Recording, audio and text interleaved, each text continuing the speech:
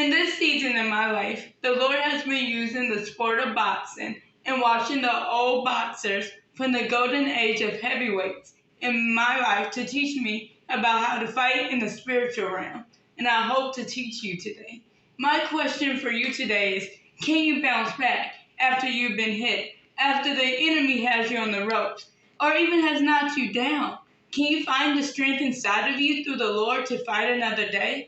In Micah chapter 7, verse 8, it says, "Rejoice not over me, O my enemy. When I fall, I shall arise. When I sit in darkness, the Lord shall be a great light unto me."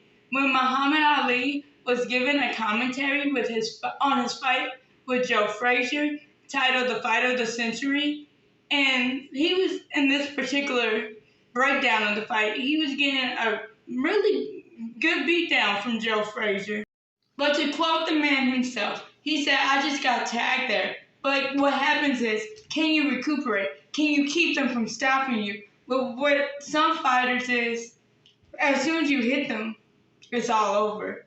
That hit me so hard, first of all, because he wasn't trying to be motivational. He just stated the facts from his perspective of what his mindset was. But it felt like the Lord was just pricking my heart, saying it's the same with our spiritual lives. Can we recuperate after being tagged by the enemy? Can we go the distance, like Jesus in the wilderness when he fasted for 40 days and for 40 nights, and he was hungry, and the enemy came to him and said, "If you be the Son of God, turn these stones into bread." And he goes through a whole list of temptations.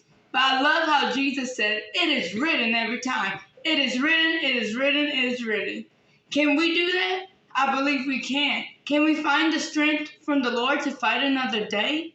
It says in Proverbs 24, verse 16, "The godly may trip 7 times, but will get up again. But one disaster is enough to overthrow the enemy." It says also in Proverbs 28, verse 1, "The wicked flees when no man pursues them, but the uncompromisingly righteous are bold as a lion." The uncompromisingly righteous. We must be able to pick ourselves off the mat when the enemy's hitting us with everything he has.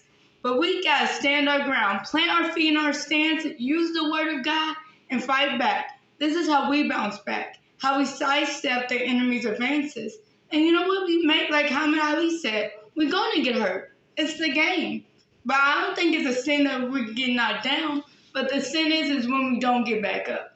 Don't let life beat you down and make you believe it's hopeless, because it's not. You know what the Bible says? In Hebrews chapter 10, verse 23, it says, "Let us hold fast," meaning hold tightly, "to our profession of faith, for he is faithful that promised." And we can also say confession. So the words we speak, we need to hold fast to it. And you know what else? As I bring this message to a close, Paul said in Galatians chapter 6, "Don't get weary in well doing, for you shall reap if you faint not." If you faint not, hold on. Help is on the way. If God's for you, who can be against you? He also said in Ephesians, "Having done all to stand, stand therefore."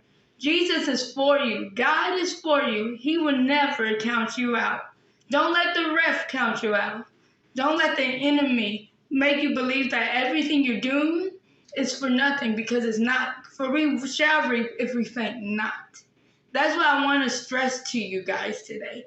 How we bounce back is using the word of God, fighting back. Maybe you're doing everything you know how to do in the natural. Going to church, speaking the word, investing your time with those around you. You're paying your tithes, your offerings, you're leading others to Christ, but you may feel like you're getting hit with left hooks, right hooks, and everything else from the enemy. But honey, hold on. Don't get weary, for in due season you shall reap. God bless.